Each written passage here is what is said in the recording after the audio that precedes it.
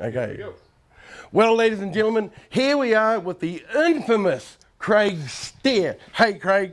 This is the first time I met you, and I'm sorry I didn't have a box of trinkets and jewellery and, you know, everything from up, and bad beer or anything to bring you from up north. But you are a hot rodding legend. You might not think, but you are, man. I mean, I've known about you for 40-something years, heard all about you, heard nothing bad. You know, even the good stuff and the bad stuff has been good. But, you know, like you're the dude from Muscle Car Madness. Yep. You do this amazing event in Christchurch every year at the end of January. Yeah, that's right. It's And 25 years we just done. So. Yeah. And it's almost like one of those things that's something on the hot rodders' holy grail list to do. That if you don't do this before you die, you end up in purgatory. Yeah. Isn't it? Yeah. Where's purgatory? Well, it's halfway between. Past Invercargill. Yeah, it's past Invercargill. Yeah, in between Invercargill and Stewart Island. Yeah. Yeah. But well, we're just looking at this place, and you've got an eclectic collection. Mess is the word. It's only mess to some people, man. Like to the person who knows where it all is, it's just perfectly tidy, isn't it? Yeah, I'm still looking for the person that knows where it all is. Yeah, well, he's in that car maybe. But tell us a little bit about this, man. This is just amazing. Yeah, well, that's the original Street Fighter that I built sort of 35 years ago, I suppose. Those days it was all street legal, which it will be again, and it ran 11:01 at 121. And I drove it up to Auckland, and we won one of the classes at the Nationals that year. Then I sold it to America, and go over there. Well, I took it to America and then sold it. Took that in a Ford Y and came back with a steel 32 3-window and a 427 Corvette. Yeah. So it probably wasn't a bad deal at the time. Yeah. So how'd you get it back? Well, it's had 3 owners in America.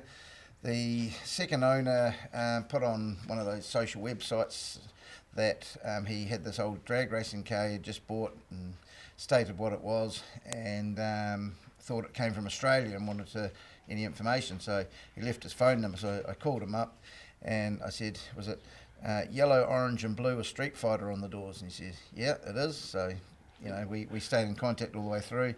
Then he sold it to a third person in Ohio, the kind of the old gasser capital of the world. And well, incidentally, that owner also had a Anglia that was street legal and runs 8 sixes at 168 miles an hour.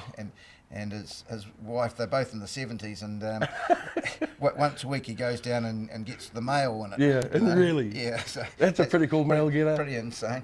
And then the next owner, he had it for, they probably both had it for like 15 years each, you know, and he put it for sale. It came up for sale a few times on Racing Junk, and people sort of told me it was for sale. And what sort of engine is it? It's 355 Chev. Yeah. Have you done anything much to it? I haven't done anything since it came back. But the other ironic thing is I sold the short block to Stuart Watson, and when he heard I had it again, I said, whatever happened to the short block? And he said, oh, it's still sitting under my bench. Do you want it back? Yeah. You know? So I've got the original. Who painted it? Because it's such an amazing flying paint job and mural on the back. Yeah, that was. It wasn't even going to get painted. You know, well, it was going to be restored back to Street Fighter guys, which it eventually will.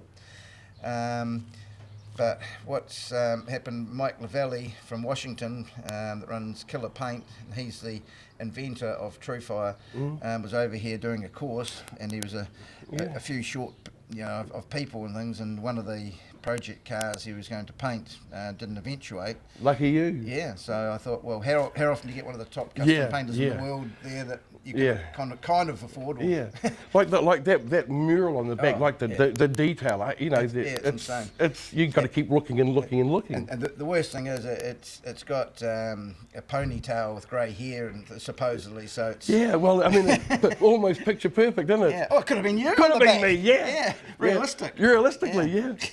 Well, now we're going to cut and have a look at your Model T over there. Yep. Fine. Yep.